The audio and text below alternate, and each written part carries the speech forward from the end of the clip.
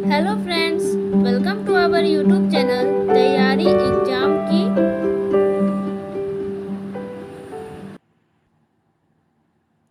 आज के इस वीडियो में हम लोग कक्षा 11 हिंदी दिगंत भाग 1 से पाठ 6 है यहाँ पे कविता, जिसका नाम है झंकार और जिनके लेखक हैं मैथिली शरण गुप्त। तो इस वीडियो में हम लोग इसका संपूर्ण पाठ का हल देखने वाले हैं। तो वीडियो को एंड तक ज़रूर देखिएगा। आप लोग हमारे चैनल पे नए हैं तो चैनल को सब्सक्राइब करके बेल आइकन को प्रेस कर दीजिएगा, ताकि हमारा वीडियोज़ का नोटिफिकेशन सबसे पहले आप तक पहुँचे।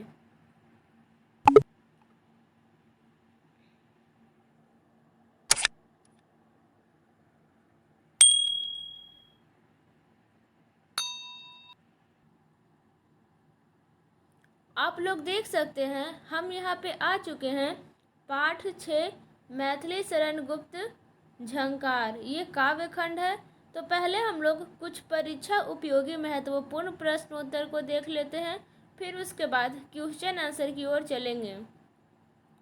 क्वेश्चन नंबर 1 है यहाँ पे, मैथिली शरण गुप्त जी का जन्म कब हुआ था? तो उत्तर हो जाएगा 1886 ईस्वी में। क्वेश्चन नंबर 2 है यहाँ पे, मैथिली शरण गुप्त जी का निधन कब हुआ था?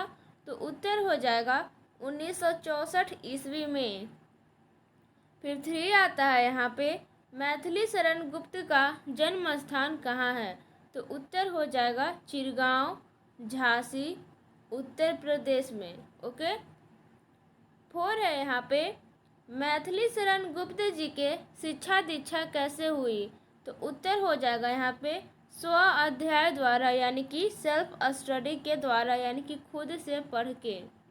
5 है यहाँ पे, मैथिली शरण गुप्त जी को कौन कौन से भाषाओं का ज्ञान था?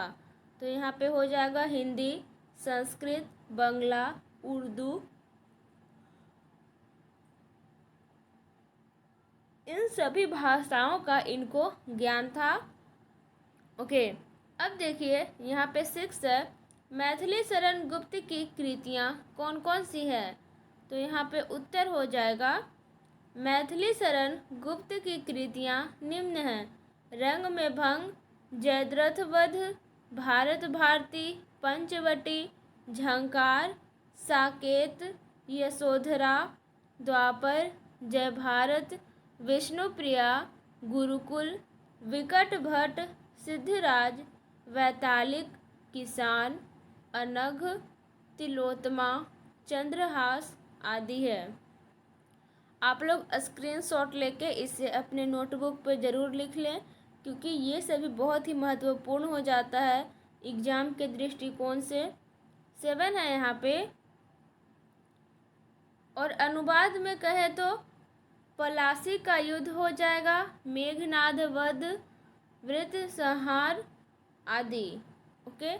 अब देखिए यहाँ पे 8 आता है, मैथिली शरण गुप्त किस युग के प्रमुख कवि हैं? तो उत्तर हो जाएगा यहाँ पे द्विवेदी युग के। 9 है, मैथिली शरण गुप्त जी का महाकाव्य का क्या नाम है? तो ध्यान देंगे, साकेत है, और जिसका अर्थ क्या होता है? तो अयोध्या होता है।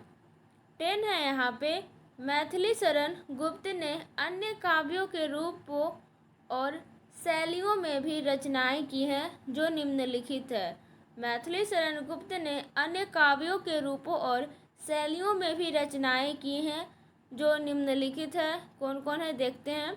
तो तिलोत्तमा, चंद्रहास और अनघ उनके पदबंध रूपक हैं। वैतालिक, किसान, झंकार आदि उनके प्रगीत और मुक्तक रचनाओं के उदाहरण हैं। ठीक है। अब आइए आप लोग देख सकते हैं यहाँ पे हम लोग अभ्यास प्रश्न पे आ चुके हैं कविता के साथ। क्वेश्चन नंबर 1 है हमारा, कवि ने अपने शरीर की सकल शिराओं को किस तंत्री के तार के रूप में देखना चाहा है? तो उत्तर हो जाएगा यहाँ पे मैथिली शरण गुप्त जैसे राष्ट्रभक्त कवि ने अपने शरीर की सकल सिराओं को मातृभूमि की सर्वतोमुखी विकास रूपी तंत्री के तार रूप में देखना चाहा है। कवि संपूर्ण संचित ऊर्जा क्षमता को मातृभूमि के कायाकल्प प्रक्रिया में लगा देना चाहा है। ओके, अब आइए हम लोग चलते हैं क्वेश्चन नंबर 2 पे। यहाँ पे 2 है, कवि को आघातों की चिंता क्यों नहीं है?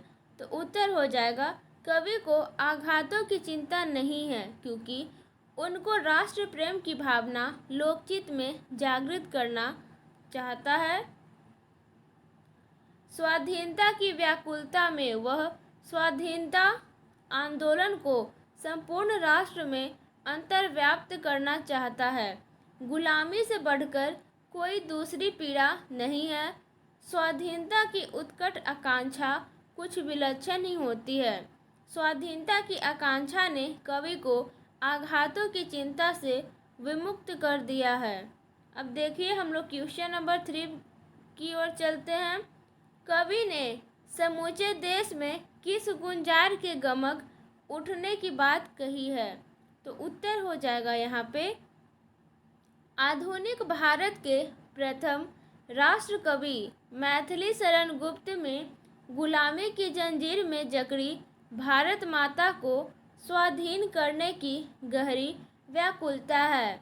कवि गुलाम भारत में आज़ादी प्राप्ति हेतु शौर्य, पौरुष तथा पराक्रम का संचार करना चाहता है, जिसके बल पर संपूर्ण भारत में स्वतंत्रता प्राप्ति के लिए संघर्ष का स्वर गुंजारित हो सके।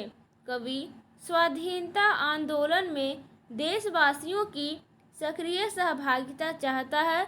वह स्वतंत्रता प्राप्ति के गुंजार का गमक संपूर्ण देश में गुंजारित करना चाहता है। ओके, अब आइए हम लोग चलते हैं क्वेश्चन नंबर 4 की ओर। कर प्रहार, हाँ कर प्रहार तू भार नहीं यह तो है प्यार। यहाँ किससे प्रहार करने के लिए कहा जा रहा है? यहाँ भार को प्यार कहा गया है।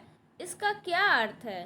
तो उत्तर हो जाएगा यहाँ पे, प्रस्तुत व्याख्या पंक्तियाँ हमारे पाठ्य पुस्तक दिगंत भाग 1 में संकलित राष्ट्र कवि मैथिली शरण गुप्त रचित झंकार शीर्षक कविता से ली गई है। सांगीतिक वातावरण में जब संगत करते कलाकार विभिन्न प्रकार के रागों, स्वरों, लयों का अपनी कलाकारिता का इस भाव से प्रदर्शन करे कि सामने वाला कलाकार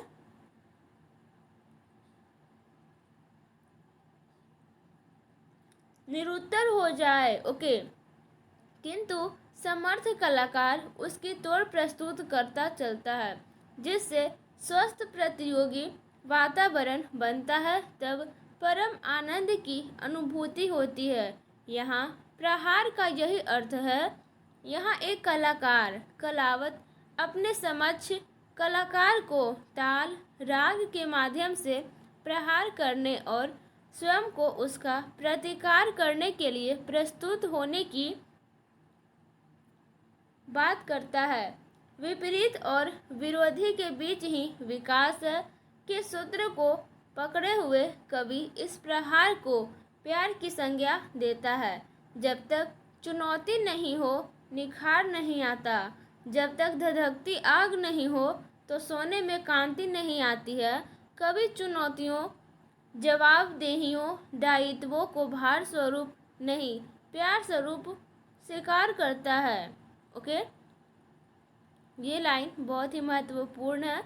कवि चुनौतियों, जवाबदेहियों, दायित्वों को भार स्वरूप नहीं प्यार स्वरूप स्वीकार करता है। ओके, अब देखिए यहाँ पे क्वेश्चन नंबर 5 है। निम्नलिखित पंक्तियों की सप्रसंग व्याख्या कीजिए। सप्रसंग व्याख्या करना है। मेरे तार तार से तेरी तान तान का हो विस्तार, अपनी अंगुली के धक्के से खोल अखिल श्रुतियों के द्वार। तो इसका उत्तर हो जाएगा, प्रस्तुत पंक्तियाँ हमारे पाठ्य पुस्तक दिगंत भाग 1 में संकलित राष्ट्र कवि मैथिली शरण गुप्त रचित झंकार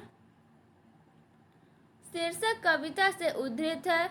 वीणा से राग स्वर तभी निःसृत होता है तब उसके ऊपर तार अपनी जीवनाहुति देते हैं, अपने को तनवाने यानी कि तनने के लिए प्रस्तुत होते हैं।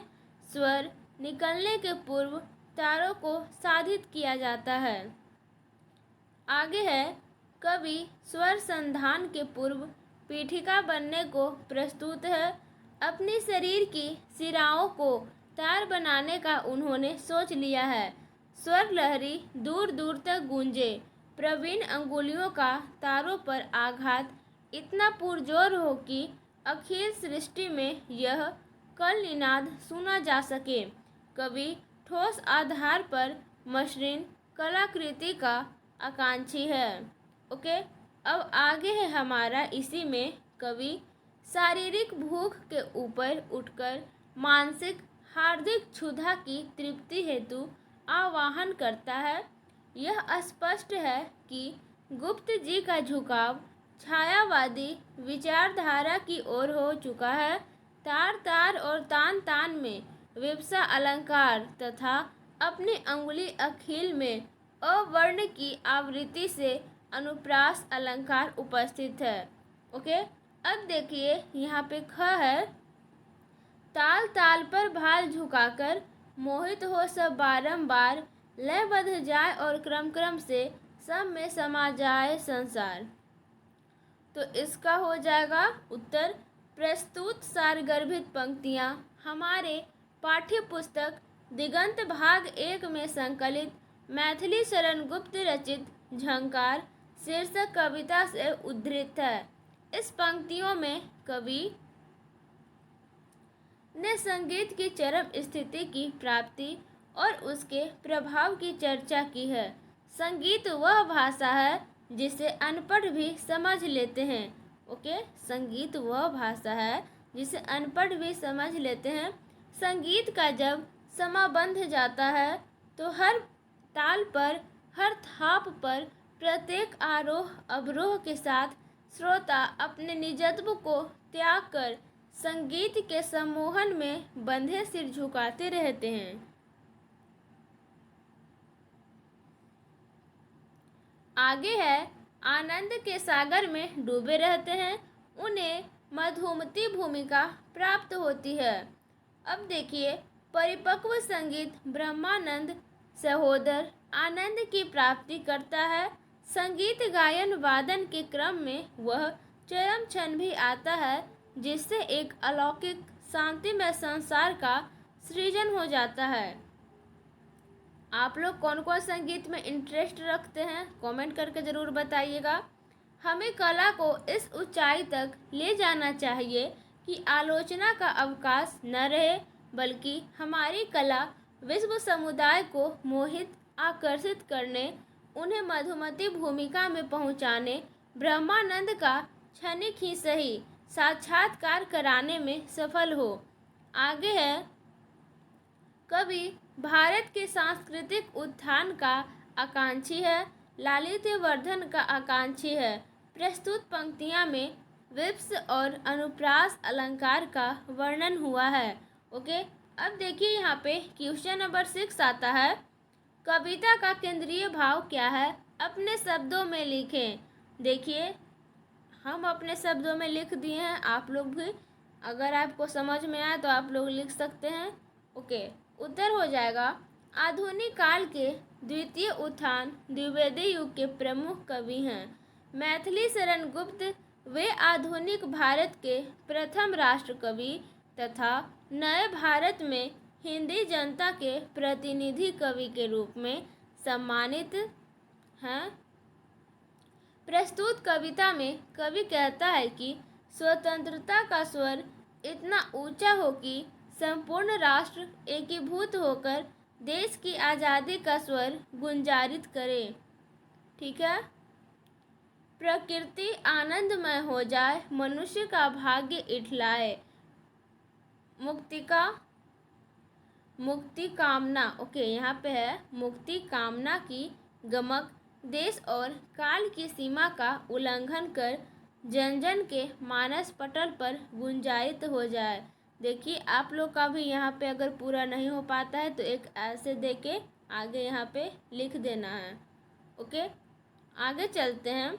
मुक्ति कामना की तान से स्वतंत्रता की ऐसी उत्कट कामना भारतवासियों में पैदा हो कि वे सदियों से गुलामी की दास्तां में छटपटा रही भारत माता गुलामी के बंधन से मुक्त हो जाए। आगे है, संपूर्ण हिंदीवासी अपनी अस्मिता की खोज की व्याकुलता, राष्ट्र प्रेम का या राष्ट्र मुक्ति के संग्राम में समाहित होकर गुलामी की बेड़ियों से आज़ाद हो जाएं। आगे है, झंकार कविता में स्वाधीनता आंदोलन की अंतर्व्याप्त राष्ट्र के कोने कोने में हो चुकी है और स्वाधीनता तथा मुक्ति की प्यास एवं संपूर्ण राष्ट्र को हिंदोलित होने की सच्चाई सहज ही दृष्टिगोचर होती है।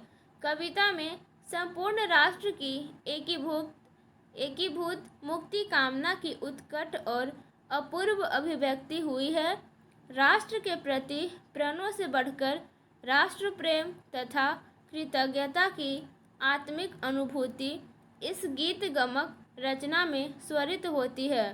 कवि की राष्ट्रीयता, देश प्रेम, यथार्थ बोध, आज़ादी की कामना का उद्देश्य एवं चेतना कविता का मूल स्वर है।